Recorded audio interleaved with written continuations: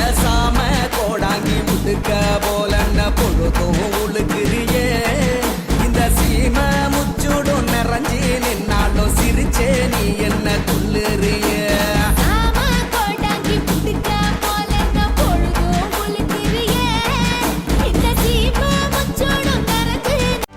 செய்திகளை உடனுக்குடனும் துல்லியமாகவும் தெரிந்து கொள்ள சப்ஸ்கிரைப் பண்ணுங்க.